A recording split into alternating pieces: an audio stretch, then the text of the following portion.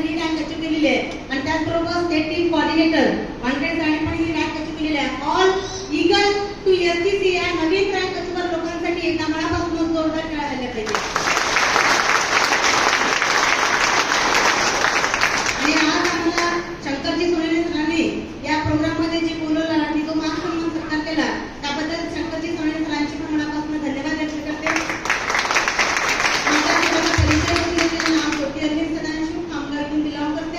असं माझं bye qualification MMA Z झालेलं आहे आणि या व्यवसायामध्ये गेल्या 8 ते 9 वर्षापासून सातत्यानं काम करते मित्रांनो.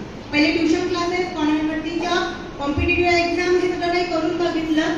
त्याच्यानंतर लक्षात आलं की आपल्या जे पर्सेंटेज मिळतात किंवा जे आपण एज्युकेशन घेतो या एज्युकेशनच्या पाठीमागे लग्न पण खूप महत्वाचं असते आणि तो लग्न मी राहू शकत नव्हती किंवा मी पैसे टेबलाच्या खालून बनवू शकत नव्हती.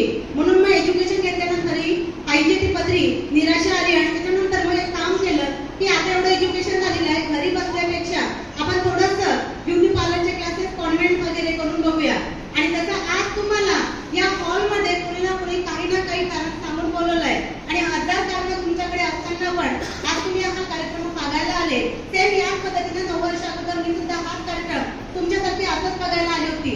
अजिबात डोक्यामध्ये नेटवर्क मार्केटिंग काय असते, चेन स्कीम साखळी काय असते किंवा ड्रिलिंग सेलिंग इंडस्ट्री काय असते तर कुठलाच लवलेश नव्हता, कुठला गंध नव्हता. कुठल्या खानदानीमध्ये माझ्या खानदानीमध्ये कधी हा बिझनेस केलेला नव्हता. परंतु पहिल्यांदा मी हा कार्यक्रम बघितला, मला कुठलाच काही समजलं नव्हतं. आज तुम्ही पण सगळे लोक इथं सगळे मान सन्मान सत्कार बघताय बरोबर ना.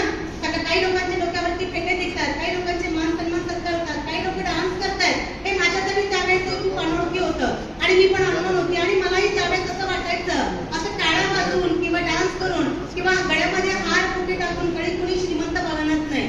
आणि माझाही तो समज होता की अशा भरपूर इंडस्ट्रीज